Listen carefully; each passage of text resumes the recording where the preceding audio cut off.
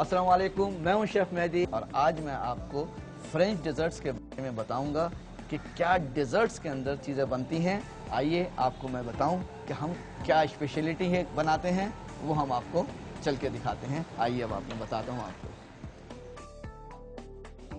दोस्तों, आपको जैसा कि मालूम है रमज़ानुल मुबारक का महीना शुरू हो चुका है। रमज़ानुल मुबारक में आपको मालूम है कि नई नई मीठे मीठे खाने को दिल चाहता है। इफ्तार के टाइम पे अगर डिज़र्ट्स ना हो तो मज़ा नहीं आता है। तो उसी वजह से आज मैं आपको एक नए फ्रेंच स्टाइल के डिज़र्ट सिखाऊंगा ताकि आप अपने दस्तरखान को, अपनी टेबल को बड़े ज़बरदस्त तरीके से सजाएं और फ्रेंच स्टाइल में सजाएं।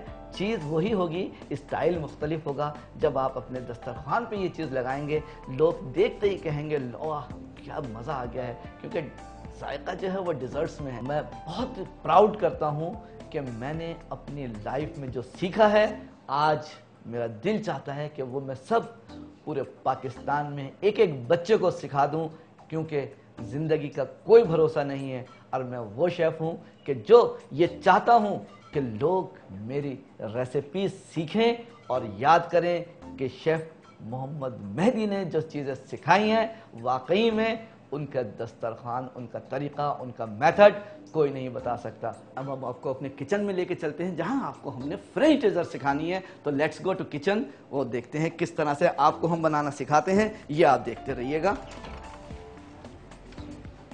पहले मैं यहाँ पे फज केक बनाऊंगा एक, जो कि हमारे सब व्यूवर्स को पसंद हैगा। और एक डेजर्ट्स बनाऊंगा मैं पीच मोंटे। तो पीच मोंटे को आप देखिएगा कि कितना मज़े का होगा और कितना आसान होगा। आप अपने घर में आराम से बना सकते हैं।